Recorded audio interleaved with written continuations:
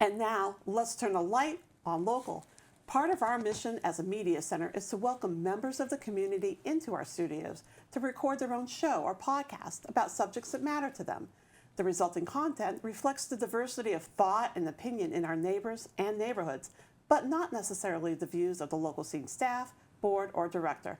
We are a platform for free speech. Plymouth Profiles is a show recorded right here in our studios and hosted by community producer Steve Trifletti. Here's a clip. So I grew up in Kingston. I'm familiar with St. Joseph's, and I've lived my adult life in Plymouth, and so certainly I've been to St. Mary's for any number of events. And but tell us a little bit about the churches. Well, what amazes me in a way is that, you know, when Cordage was up and flourishing, a lot of immigrants came to Plymouth to work at Cordage. Hard work. It wasn't easy. It wasn't sitting at a desk all day. You were really doing heavy manual labor. They were so much wanted a church of their own, these immigrants, that they would come down to the site of present-day St. Mary's. They would dig the foundation by hand. I can't imagine, after a full day's work in the hot sun in the factory, coming down there and digging out the foundation by hand. So they had a great attachment to that community.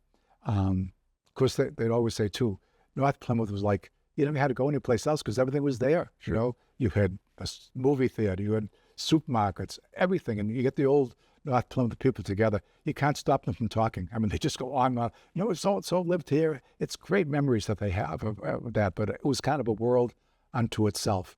And so now, because of the shortage of priests, we're combining a number of parishes. They stay independent of one another. So St. Joseph's is one entity, St. Mary's another. But you try to do a lot of cooperative types of activities, better utilize your volunteers and your staff. The very strong Brazilian community at Mary's, they have a 7 o'clock Mass in Portuguese on Sunday evenings, but they also have other activities during the week. There's a strong outreach to the poor. On Saturday afternoons, you can walk into the hall of St. Mary's right down the street from the church. Meals served, no matter who you are, you just walk in and you're helped and given a meal. And then the winter months, in cooperation with the other churches in town, they have a program for the homeless, a shelter overnight, which is a blessing for some of these poor people that are living on the street, basically. So there's a lot of, I think, good work that gets done. Sometimes that's under the radar screen, you know, unless you're directly involved, then you don't really know it's happening. But there's a lot of outreach to people that are struggling. And great devotion to that parish, you know, people that spend all their life there. It was the center of their social as well as their religious lives, and they don't forget that. And so there's been very meaningful cooperation and contributions from the people that grew up in that part of the world. If you like what you saw, find more of Plymouth Profiles on Xfinity Channel 6 or Verizon 43, or visit our community producers YouTube channel at Community on the Local Scene.